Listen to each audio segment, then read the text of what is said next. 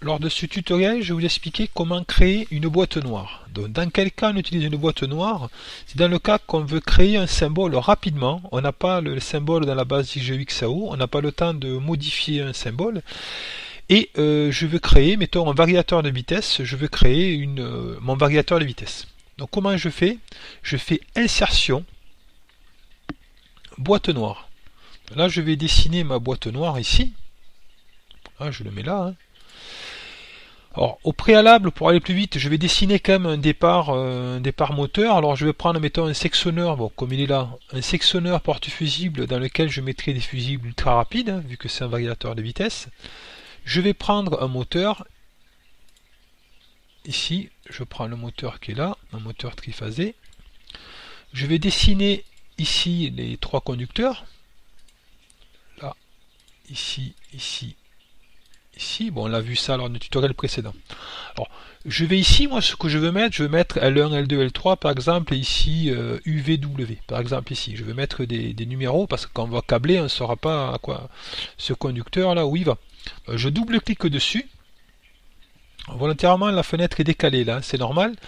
Vous allez voir. Ensuite, j'appuie sur point de connexion, et ici, il apparaît toutes les bornes, ici, qu'on voit ici. Là.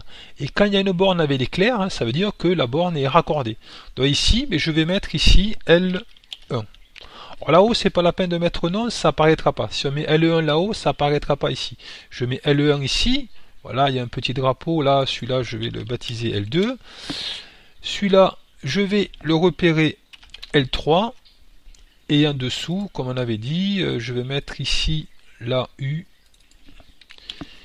Ici V et ici W. OK. Et les numéros, les repères, pardon, apparaissent. Après, je peux mettre ici, par exemple, des repères pour un potentiomètre, pour une consigne analogique. Donc, je vais dessiner mon potentiomètre. Il est là, voilà, je le mets ici. Alors, je vais faire une rotation. Ça permet de voir en même temps comment on fait la rotation. Donc, clic droit, modifier et rotation. Voilà. Rotation de 90 degrés. Alors je vais dessiner ici mes conducteurs. Donc c'est pas de la puissance, c'est la commande inférieure à 50 volts là. Je me mets là, ici. Voilà. Et ici. Et donc là je vais mettre ici des repères. Donc par exemple le I1, là le 10 volts et le COM ici par exemple. On y va. Je refais, double clic ici. Point de connexion. On va retrouver les éclairs, voilà. Le premier éclair ici, donc on va prendre du COM par exemple, COM. Ici, le AI1. Et ici, le 10 volts. Hein, c'est une consigne 0,10 volts avec le petit potentiomètre ici. Voilà.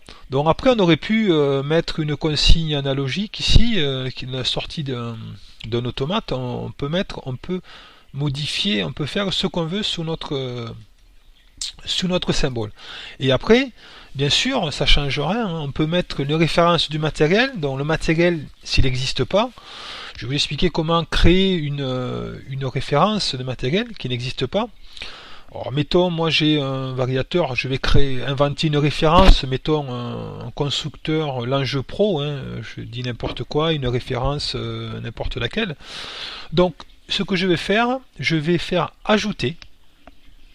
Ici, je vais mettre la description. Alors, par exemple, variateur de vitesse, marqué pour moteur 750 watts, bon, je mets une désignation. Hein. Je mets le fabricant, par exemple un fabricant qui n'existe pas, Lange Pro. Et après, je peux mettre longueur, largeur, profondeur de mon variateur, hein, bien sûr, si je l'ai sous les mains. Et ici, voilà, ça c'est important, hein, vue de face, vue de côté, vue de dessus. Je ne vais pas vous l'expliquer dans ce tutoriel, mais quand on va créer une armoire, vous verrez l'importance de ces vues de face, vue de côté, vue de dessus. Voilà, moi je vais faire très simple, je mets que ça, l'enjeu pro, variateur de vitesse, et je vais mettre quand même une référence, donc FTZ 5896, vraiment une référence totalement au hasard. Voilà, et ici, je vais mettre ici la référence, et la référence apparaît.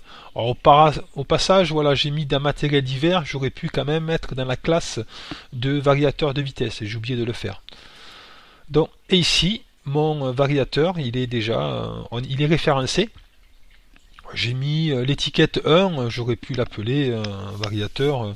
Comment on va l'appeler J'aurais pu l'appeler 3 à 1 par exemple. Voilà, c'est un petit peu mieux. Et j'oublie pas aussi de le localiser. Il faut le faire systématiquement, localisation dans l'armoire. Voilà pour ce tutoriel, donc, mais quand même c'est pour faire un symbole en dernier recours rapidement. Après je vais vous expliquer comment créer des vrais symboles ou comment modifier des symboles où là il y aura, on pourra afficher les références croisées, le symbole sera disons un peu plus intelligent.